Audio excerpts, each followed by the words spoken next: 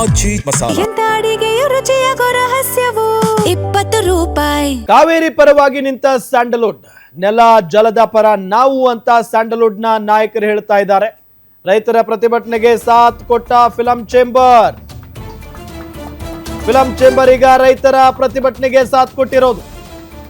ಕಾವೇರಿ ಪರವಾಗಿ ಸ್ಯಾಂಡಲ್ವುಡ್ ನಿಂತ್ಕೊಂಡಿದೆ, ನೆಲ ಜಲದ ಪರ ನಾವು ಅಂತ ಸ್ಯಾಂಡಲ್ವುಡ್ ಹೇಳಿದೆ. ರೈತರ ಪ್ರತಿಭಟನೆಗೆ ಫಿಲಂ ಚೇಂಬರ್ ಸಾಥ್ ಕೊಟ್ಟಿರೋದು. ರಾಜ್ಕುಮಾರ್ ಹಾಕಿಕೊಟ್ಟ ಆದರ್ಶವನ್ನ ನಾವು ಪಾಲಿಸುತ್ತೇವೆ. ರೈತರ ಸಂಕಷ್ಟಕ್ಕೆ ಚಿತ್ರರಂಗ ಬೆಂಬಲ ಕೊಟ್ಟೇ ಕೊಡುತ್ತೆ. ನಮಗೆ ಕುಡಿಯೋಕೆ ನೀರಿಲ್ಲ, ಅವರು ಬೆಳೆಯೋಕೆ ನೀರು ಕೇಳ್ತಿದ್ದಾರೆ. CWMA ನಿರ್ಧಾರದ ವಿರುದ್ಧ ಸ್ಯಾಂಡಲ್ವುಡ್ ಕಿಡಿಕಾರಿರೋದು. ಜಲ, ಭಾಷೆ ಈ ಮೂರಕ್ಕೂ ಕೂಡ ಧಕ್ಕೆ ಆಗುತ್ತೆ ಎಂದಾಗ ಕನ್ನಡ ಚಲನಚಿತ್ರ ವಾಣಿಜ್ಯ ಮಂಡಳಿ, ಕರ್ನಾಟಕ ಚಲನಚಿತ್ರ ವಾಣಿಜ್ಯ ಮಂಡಳಿ ಯಾವತ್ತೂ ಕೂಡ ರೈತ ಬಾಂಧವರ ಪರ ನಾವ್ಯಾವತ್ತೂ ನಿಂತಿದ್ದೀವಿ. ಎಲ್ಲರೂ ಒಟ್ಟಿಗೆ ಸೇರಿದ್ದೀವಿ, ಒಟ್ಟಿಗೆ ಹೋರಾಟ ಮಾಡಿದ್ದೀವಿ.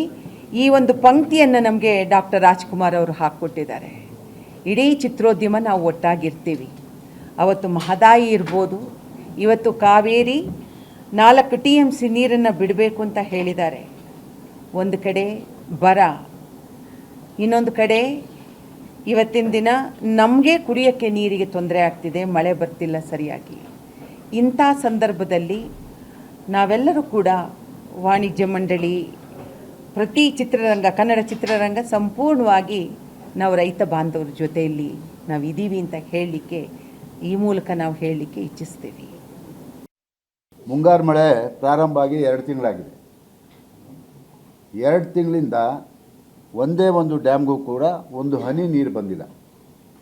ಈ ಪರಿಸ್ಥಿತಿಯಲ್ಲಿ ಇವತ್ತು ಏನು ಡೆಲ್ಲಿಲಿ ಕಾವೇರಿ ನೀರು ನಿಯಂತ್ರಣ ಮಂಡಳಿ ಇದೆಯೋ ಅದು ಅವೈಜ್ಞಾನಿಕವಾದಂಥ ಒಂದು ತೀರ್ಪನ್ನು ಕೊಟ್ಟಿದ್ದಾರೆ. ಅವರು ಕೊಡೋದಕ್ಕೆ ಮುಂಚೆ ಕರ್ನಾಟಕಕ್ಕೆ ಒಂದು ತಂಡವನ್ನು ಕಳಿಸಿ, ತಜ್ಞರ ತಂಡವನ್ನು ಕಳಿಸಿ ಇಲ್ಲಿ ಪರಿಶೀಲನೆ ಮಾಡಿ ಏನು ಪರಿಸ್ಥಿತಿ ಇದೆ ಕರ್ನಾಟಕದಲ್ಲಿ ಎಲ್ಲ ಡ್ಯಾಮ್ಗಳನ್ನ ಪರಿಶೀಲನೆ ಮಾಡಿ. ಕಳೆದ ವರ್ಷ ಬೇಕಾದಷ್ಟು ಮಳೆ ಆಯಿತು, ಸುಮಾರು 100 TMC ನೀರು ತಮಿಳುನಾಡಿಗೆ ಹೋಯಿತು. ನಾವು ಹಿಡಿದಿಟ್ಕೊಳ್ಳಿಲ್ಲ, ನಾವು ಬಿಡಬಾರ್ದು ಅಂತ ಯಾವತ್ತೂ ಇಲ್ಲ. ಏನು ಕಾವೇರಿ ನಿಯಂತ್ರಣ ಮಂಡಳಿ ಹೇಳ್ಕೊಂಡು ಬಂದಿದೆಯೋ ನೀರಿದ್ದಾಗೆಲ್ಲ ನಾವು ಬಿಟ್ಟಿದ್ದೀವಿ. ಆದರೆ ಪರಿಸ್ಥಿತಿ ಇವತ್ತು ಹಂಗಿಲ್ಲ, ಮಳೆ ಆಗಿಲ್ಲ. ಯಾಕೆ ಅಂತ ಹೇಳಿದ್ರೆ ಅದು ನಮ್ಮ ಕೈಯಲ್ಲಿಲ್ಲ. ಮುಂಗಾರು ಮಳೆ ಪ್ರಾರಂಭ ಆಗಿ 2 ತಿಂಗಳಾಗಿದೆ.